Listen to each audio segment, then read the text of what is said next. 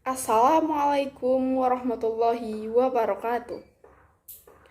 Puji syukur kita panjatkan atas kehadiran Allah Subhanahu wa Ta'ala, yang mana atas rahmat dan karunia dari beliaulah kita telah dapat melaksanakan presentasi pada kesempatan kali ini. Yang terhormat Bapak Syafril dan Ibu Rahmi Pratiwi sebagai dosen pengampu mata kuliah dasar-dasar ilmu pendidikan. Baiklah, kami dari kelompok 4 yang beranggotakan saya Viola Ananta dengan NIM 22022124. Di sini saya bertugas sebagai moderator pada kesempatan kali ini. Selanjutnya ada rekan saya Zikra Afrila dengan NIM 22022127, bertugas sebagai pemateri pertama. Dan selanjutnya ada Zaskia Adira dengan NIM 22022184, bertugas sebagai pemateri ketiga. Dan yang terakhir ada Ulfah Putri Elian dengan NIM 22022122, bertugas sebagai pemateri ketiga. Baiklah, pada kesempatan kali ini kami dari kelompok 4 akan mempresentasikan materi tentang pilar-pilar pendidikan. Sebelumnya, apa sih itu pilar-pilar pendidikan?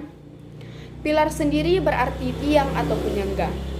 Di dalam jurnal karya Priscilla, menurut Syafril dan Zen 2007, pilar pendidikan adalah tiang atau penunjang dari suatu kegiatan usaha, pengaruh, perlindungan, dan bantuan yang diberikan kepada peserta didik yang bertujuan untuk pendewasaan anak.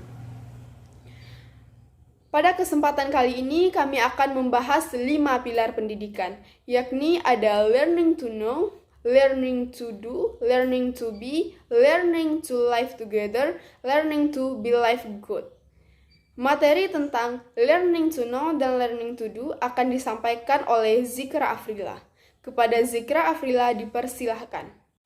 Baiklah, perkenalkan, nama saya Zikra Afrila dengan NIM 22022127 akan menyampaikan materi pertama tentang pilar-pilar pendidikan, yaitu learning to know dan learning to be. Pilar-pilar pendidikan yang akan dibahas ini dicetuskan oleh UNESCO, yakni sebuah organisasi dari Perserikatan Bangsa-Bangsa yang berfokus dalam dunia pendidikan, ilmu pengetahuan, dan kebudayaan. Di dalam jurnal karya Priscilla, menurut Syafril dan Zen, pilar pendidikan adalah tiang atau penunjang dari suatu kegiatan usaha, pengaruh, perlindungan, dan bantuan yang akan diberikan kepada anak didik yang bertujuan untuk pendewasaan. Pilar yang pertama yaitu learning to know. Pilar pertama ini memiliki arti bahwa para peserta didik dianjurkan untuk mencari dan mendapatkan pengetahuan sebanyak-banyaknya melalui pengalaman-pengalaman. Learning to know selalu mengajarkan tentang arti pentingnya sebuah pengetahuan, karena dalam learning to know terdapat learning how to learn. Artinya peserta didik belajar untuk memahami apa yang ada di sekitarnya. Karena itu adalah proses belajar.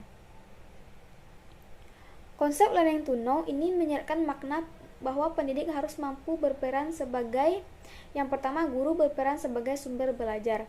Peran ini berkaitan penting dengan penguasaan materi pembelajaran. Dikatakan guru yang baik apabila ia menguasai materi pembelajaran dengan baik, sehingga benar-benar berperan sebagai sumber belajar bagi anak didiknya. Yang kedua, guru sebagai fasilitator. Guru berperan memberikan pelayanan memudahkan siswa dalam kegiatan proses pembelajaran. Dan yang ketiga, guru sebagai pengelola. Guru berperan menciptakan iklim belajar yang memungkinkan siswa dapat belajar secara nyaman. Pilar yang kedua yaitu learning to do. Pilar kedua ini menekankan pentingnya interaksi dan peserta didik diajak untuk ikut serta dalam memecahkan permasalahan yang ada di sekitarnya melalui sebuah tindakan nyata.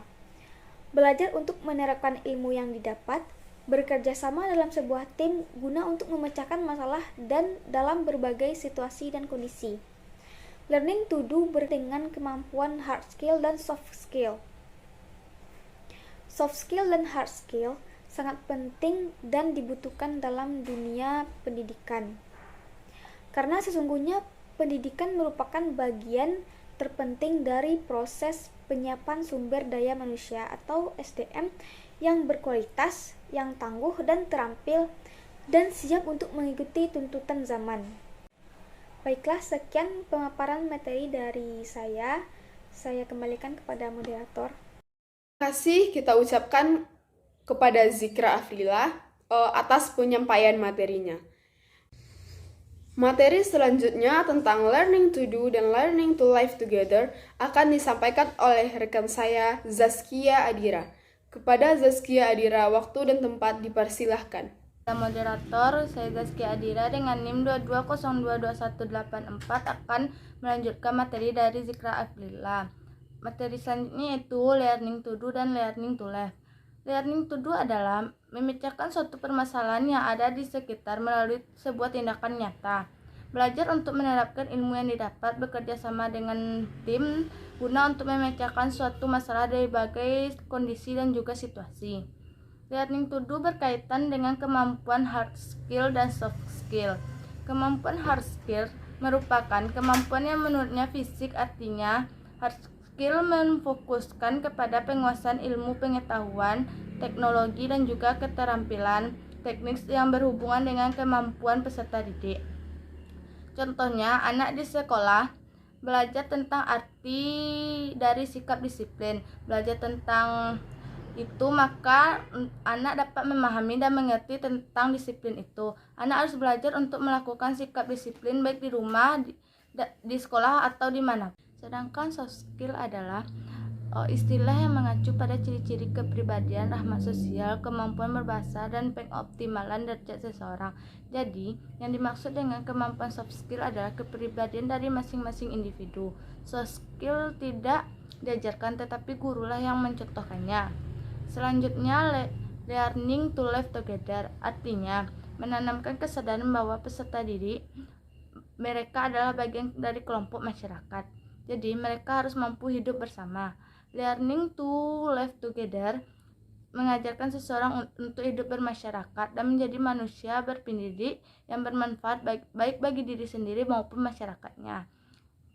Pada pilar ini, kebiasaan hidup bersama, saling menghargai, keterbuka, memberi dan menerima perlu dikembangkan di sekolah dengan kemampuan yang dimiliki oleh peserta didik sebagai hasil dari pembelajaran dapat dijadikan sebagai bekal dan mampu berperan dalam lingkungan di mana individu tersebut berada, dan sekaligus mampu menempatkan diri sesuai dengan perannya. Baiklah, hanya itu yang dapat saya sampaikan. Saya kembalikan kepada moderator. Terima kasih kita ucapkan kepada Zaskia Adira atas penyampaian materinya. Materi selanjutnya tentang learning to be live together dan implementasi dari masing-masing pilar akan disampaikan oleh Ulfa Putri Elian. Kepada Ulfa Putri Elian, waktu dan tempat dipersilahkan. Assalamualaikum warahmatullahi wabarakatuh. Perkenalkan, nama saya Ulfa Putri Elian dengan NIM 220222122. Saya mengucapkan terima kasih kepada moderator, dan saya akan menjelaskan tentang learning to live good dan implementasi masing-masing pilar dalam pendidikan. Baik, di sini saya akan menjelaskan tentang learning to live good. Dalam pilar ini, negara Indonesia akan mewujudkan cita-cita bangsanya yang tercantum dalam Undang-Undang 1945, alinea keempat, yaitu mencerdaskan kehidupan bangsa dengan berdasarkan kepada ketuhanan yang Maha Esa. Belajar untuk beriman kepada Tuhan Yang Maha Esa berdasarkan dengan teologi bahwa faktanya Tuhan menciptakan manusia lengkap dengan berbagai potensi yang diberikan kepadanya, termasuk potensi kemauan dan kehendak diri serta kemampuan memilih dan mengupayakan untuk mandiri. Implementasi masing-masing pilar dalam pendidikan. Penerapan paradigma tersebut sudah barang tentu akan berdampak pada pembelajaran efektif yang direkomendasi UNESCO. yakni pembelajaran yang aktif, kreatif, efektif, dan menyenangkan. Konsep pembelajaran efektif tersebut bermuara pada 5 pilar pendidikan, yakni learning to know, learning to do, learning to be, learning to live together, and learning to believe in good. Konsep pembelajaran efektif tersebut bermuara pada 5 pilar pendidikan, yakni sedang belajar ke tahu, sedang belajar ke mengajarkan, sedang belajar ke menjadi, sedang belajar ke percaya pada Tuhan, menerapkan empati pilar pendidikan untuk kemampuan profesional guru, sejalan berlakunya otonomi daerah, khususnya bidang pendidikan. Kemampuan profesional guru akan terwujud apabila guru memiliki kesadaran dan komitmen yang tinggi dalam mengelola interaksi belajar guru pada tataran mikro dan memiliki kontribusi terhadap upaya peningkatan mutu pendidikan pada tataran makro. Penerapan 5 pilar pendidikan menuntut kemampuan profesional guru sejalan berlakunya otonomi daerah, khususnya dalam bidang pendidikan. Terima kasih kita ucapkan kepada Ulfa Putri Elian atas penyampaian materinya. Terima kasih saya ucapkan kepada rekan-rekan saya yang telah memaparkan materi tentang pilar pendidikan. Dari materi yang telah dipaparkan, dapat disimpulkan bahwa pilar pendidikan adalah tiang penunjang dari suatu kegiatan usaha, pengaruh, perlindungan, dan bantuan yang diberikan kepada peserta didik yang bertujuan untuk pendewasaan anak. Pilar-pilar pendidikan ini dibagi menjadi 5 pilar. Yang pertama ada learning to know, yang artinya belajar untuk mengetahui. Yang kedua ada learning to do, yang artinya belajar untuk menerapkan. Yang ketiga ada learning to be, artinya belajar untuk menjadi. Keempat ada learning to live together, belajar untuk dapat hidup bersama. Yang kelima ada learning to be like God, artinya belajar untuk beriman dan bertakwa kepada Tuhan Yang Maha Esa. Baiklah, sekian materi yang dapat kami paparkan pada kesempatan kali ini. Jika ada salah dan janggal, kami mohon maaf. Kami akhiri dengan Assalamualaikum warahmatullahi wabarakatuh.